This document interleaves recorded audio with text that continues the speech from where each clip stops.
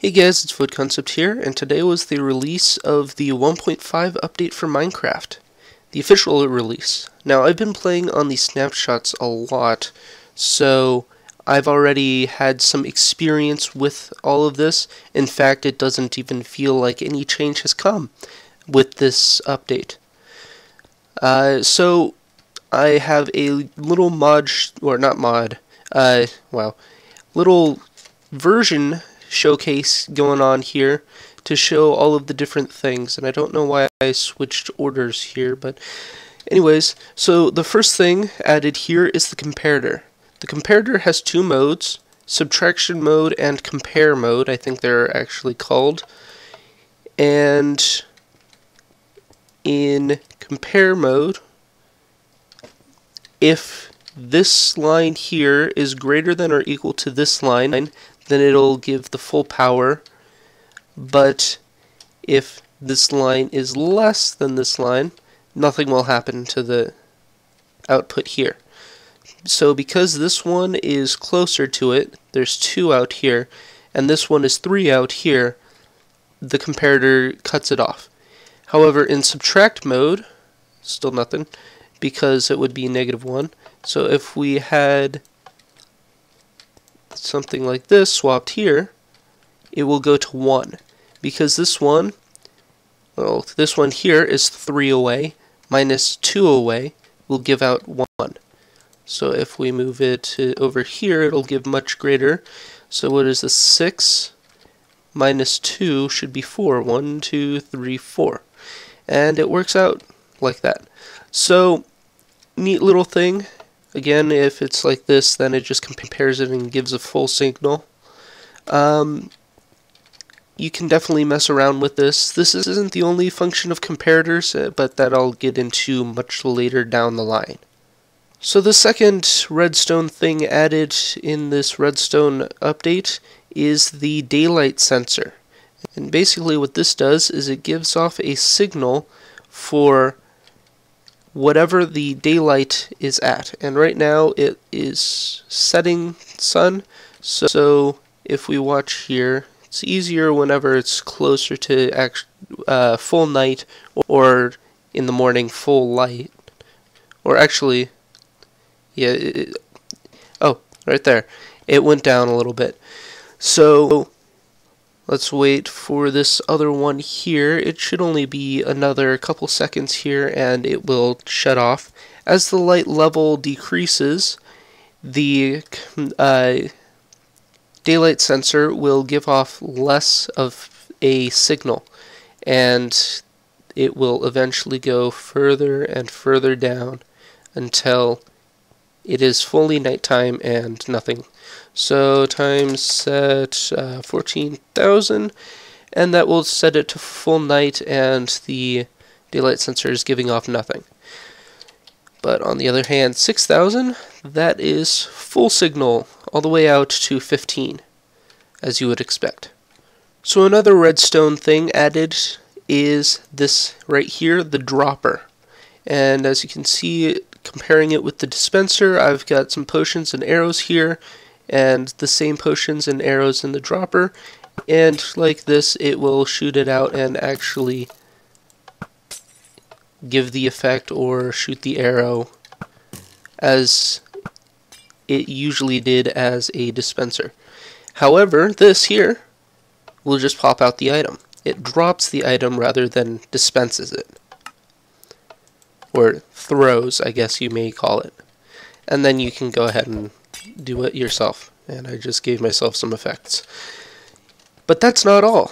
They have now added in vertical droppers and dispensers as well. And if I get my dropper here, then you can place it.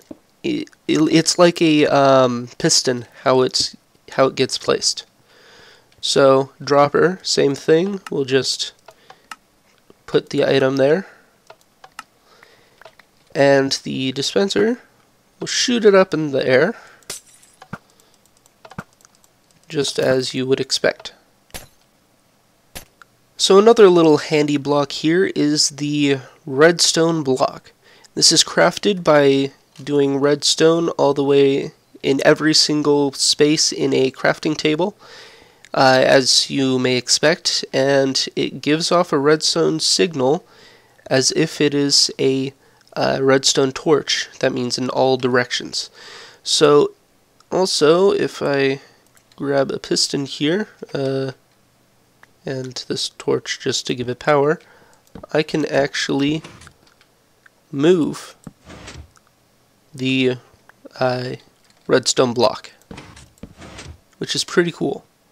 So that opens up a lot of different possibilities, and I think Ant Venom showed one in his 1.5 update. So as mentioned before, there's another use for the redstone comparator, and that is seeing how many items are inside of a chest.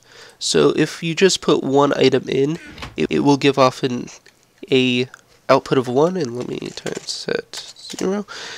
And when you keep adding items, depending on how much of this is full, it will give off more signal.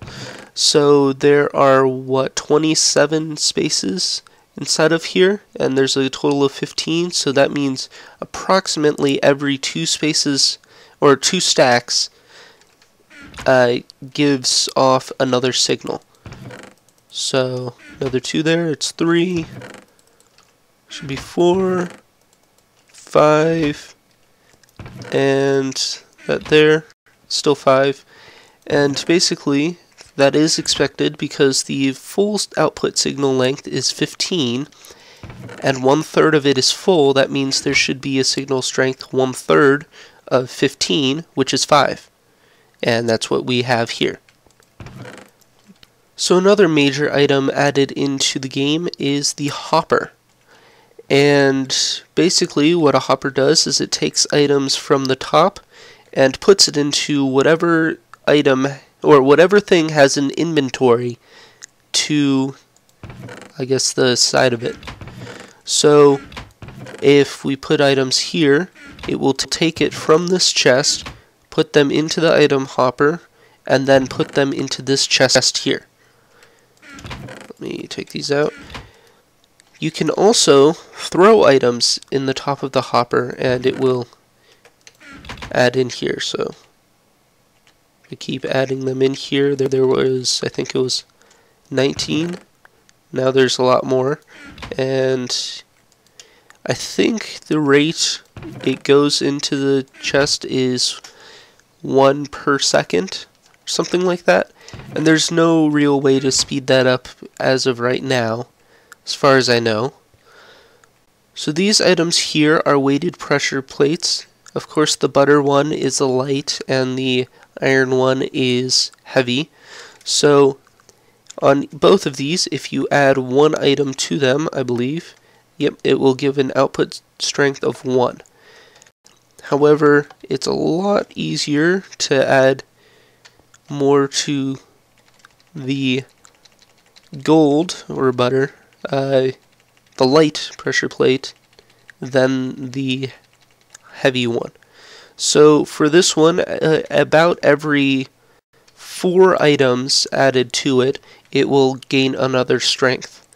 This one, however, if I keep spamming them, making sure I'm not picking any of them up, you will see that it is a lot less. And I think it's actually something like 40 something. I think it's 43 to get to the next one. So if I just keep dumping stacks on here, then it will eventually go up. And I guess I was close enough to grab that one.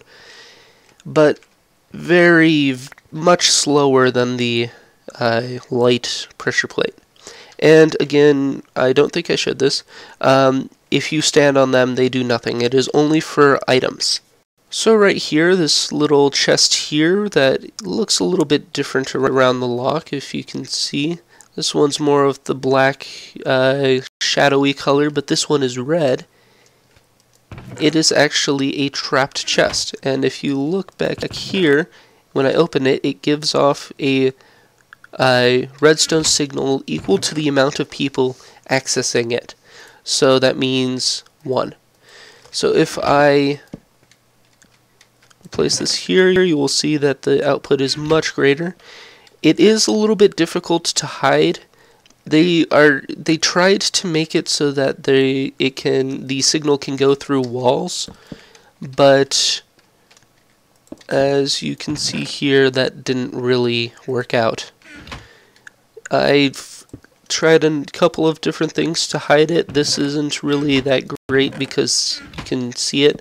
The best thing I found to hide this is to actually build like a little case around it.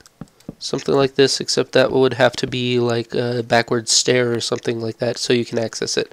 And even then you can still kind of see back there. But I guess another thing you could do is that, and it should, in theory, yep, still go through. And it's a little bit more hidden. Of course you can see that. So right here, this is showing two things at once. First thing being hoppers can be controlled by a redstone signal. So if I flip this lever, then this nether rack and this coal will start feeding into this furnace here. So flip it up, it indeed does that.